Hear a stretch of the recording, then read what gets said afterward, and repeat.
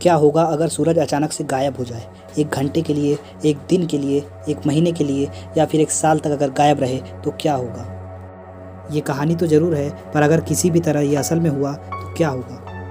उस अद्भुत चीज़ को आप अभी देखने वाले हो। चलिए देखते हैं और चलते हैं इस अमेजिंग घटना के अंदर, जो आपके रोंगटे खड़े कर देगी। चंद्रमा के साइज का एक बड़ा स्पेसशिप सौरमंडल के अंदर आ चुका है। धरती के लोग इस बात से बेखबर है।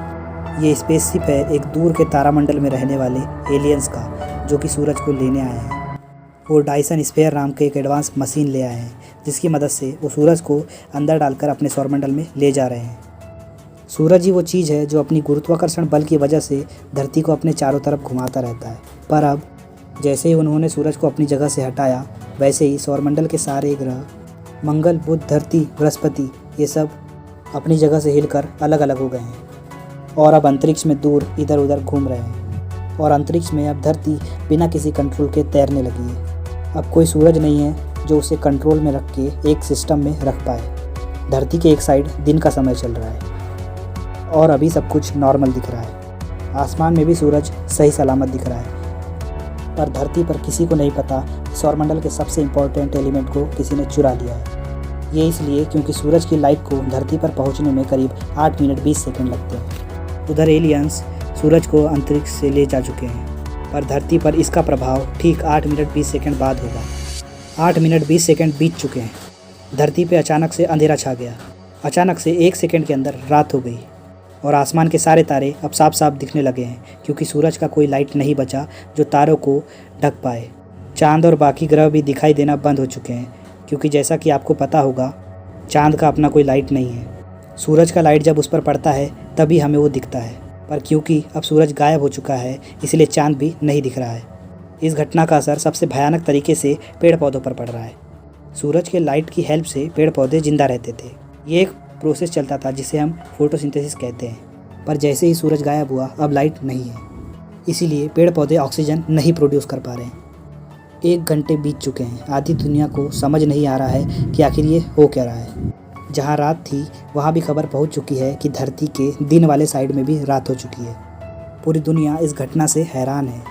टेम्परेचर धीरे धीरे गिरने लगा है। धरती धीरे धीरे ठंडी होनी शुरू हो गई है, पर धरती के अंदर का जो कोर है उसके चलते धरती अभी भी अच्छी खासी गर्म है और ज़्यादा फर्क नहीं पड़ा है। अब 24 घंटे बीत चुके हैं।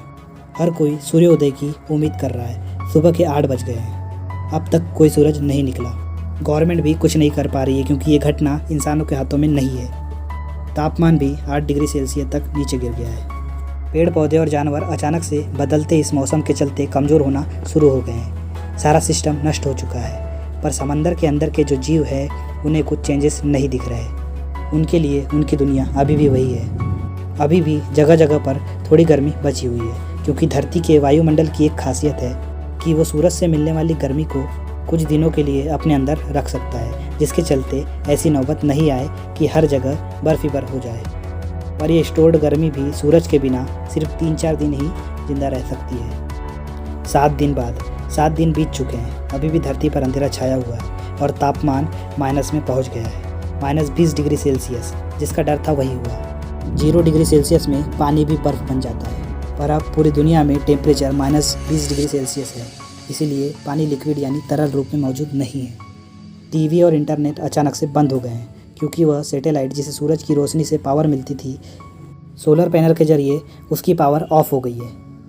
इसीलिए किसी भी हाई पावर बैटरी की मदद से वो 7 दिनों तक तो चल गई, पर वैज्ञानिकों ने कभी ये नहीं सोचा था कि सूरज नहीं रहेगा। ऐसा भी दिन आएगा, इसलिए उन्होंने कोई बैकअप प्लान नहीं बनाया था। दुनिया के जितने भी नदी और समुंदर है वो सारी की सारी अब तक जम चुकी है।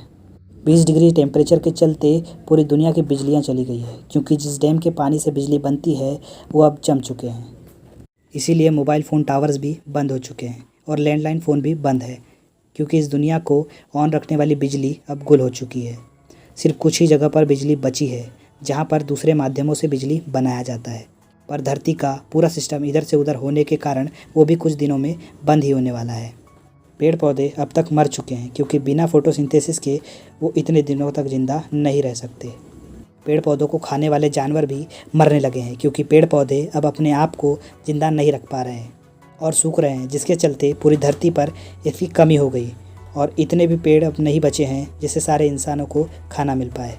पैसे वाले लोगों ने इन 7 दिनों में अपने लिए बेसमेंट्स बनवा लिया है ताकि वो इस कपकपाती ठंड से बच पाए और एक सुरक्षित जगह पर कम से कम जिंदा रह सके। गवर्नमेंट गरीब लोगों के लिए अंडरग्राउंड बेसमेंट बना रही है ताकि वो उसमें जाके रह पाए और इस ठंड से बच पाए। सारे लोग एक समूह में जी रहे हैं। हर समय अब रात ही रात है। टाइम अब सेंस नहीं बताता कि कब दिन है और कब रात। पहले दिन और रात हुआ करता था, लेकिन अब सिर्फ रात ही रात है। आसमान के तारों का एक अलग ही मैप दिख रहा है, क्योंकि धरती तैरते तैरते एक अनजान जगह पर आ चुकी है। 1 महीने बाद धरती ठंडी और ठंडी होते जा रही है। तापमान -40 डिग्री हो चुका है। लोग कँपा रहे हैं। ऑलमोस्ट पूरी धरती बर्फ़ से ढक चुकी है। धरती के लगभग सारे पेड़ पौधे मर चुके हैं, उनको छोड़कर जिन पेड़ पौधों को जिनको ठंडी जगह में रहने की पहले से आदत थी। 1 साल बाद जो जीवन बचा हुआ था वो अब तक ख़त्म हो चुका है, क्योंकि सारे वॉल्केनो इस अनइमेजिनेबल ठंड के चलते निष्क्रिय हो गए हैं, जिसके चलते जो समुंदर अभी तक नहीं जमे थे अब वो भी जम चुके हैं। धरती पर ठंड इतनी बढ़ चुकी है कि अब कोई जानवर धरती पर मौजूद नहीं है। धरती की पूरी सतह पर जो बर्फ़ की लेयर थी वो अब हज़ारों गुना मोटी हो गई है, पर आश्चर्यजनक तरीके से एक जगह बची हुई है जहाँ जीवन अभी भी है। अब सिर्फ एक ही जगह है जहाँ जीवन अभी भी चल रहा है, वो है समंदर के सबसे गहरे पार्ट में। वही एक जगह है जहाँ पर धरती के कोर से ताप मिल रही है, जिसके चलते अभी भी वहाँ पानी बचा है और ज़िंदगी मौजूद है। और इसके साथ साथ जितने लोग हो सके उतने लोग साउथ पोल, नॉर्थ पोल की तरफ चले गए हैं, क्योंकि वो धरती के उस पार्ट पर मौजूद है जहाँ बहुत सारा जियोथर्मल एक्टिविटी है। मतलब धरती के कोर से उसे हीट मिलती है, जिसके चलते उस पार्ट में हल्की सी गर्मी मौजूद है। 1000 साल बाद 1000 साल बीत चुके हैं और अभी तक सूरज नहीं निकला। 1000 साल बाद धरती अब तैरते तैरते एक अनजान नई जगह में आ गई है, सौरमंडल से बहुत दूर। और इधर दूसरे side Jupiter, Saturn, Mars, mercury सारे ग्रह अरबों किलोमीटर दूर हो चुके हैं। धरती फाइनली अब 1000 साल बाद तैरते तैरते उस जगह पे आ गई है जहाँ धरती के रैंडम एस्ट्रॉयड धरती से टकराना शुरू हो गए हैं।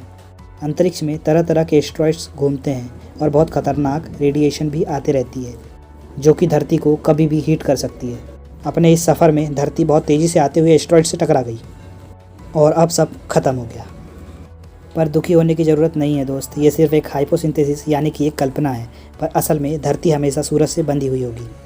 पर इससे हमें जानने को मिलता है कि सूरज हमारे लिए कितना ज़रूरी है। मतलब सूरज ही वह वजह है जिसके चलते धरती पर ज़िंदगी संभव हो पाई है। सूरज के बिना धरती कुछ नहीं। इस कहानी में एक साइंस को मैं क्लियर करना चाहूँगा, जो मैंने शुरू में बोला कि सूरज जाने के बाद भी 8 मिनट तक लोगों को आसमान में सूरज सही सलामत दिखेगा। पर ये भला कैसे? असल में लाइट को ट्रेवल करने में समय लगता है। अगर मंगल ग्रह पर आपका कोई दोस्त है तो वह अगर आपको वहाँ से हाई करता है तो आपको धरती पर वो 3 मिनट बाद दिखेगा। मतलब रात को अगर आप दूरबीन से मंगल ग्रह को लाइव देखते हो तो वह लाइव नहीं है, असल में 3 मिनट पहले की जो चीज़ है वो आप देख रहे हो। तो दोस्तों, अगर आपको ये वीडियो पसंद आया तो वीडियो को लाइक करना बिल्कुल मत भूलना, और हमारे चैनल पर अगर नए हो तो चैनल को सब्सक्राइब भी ज़रूर कर देना।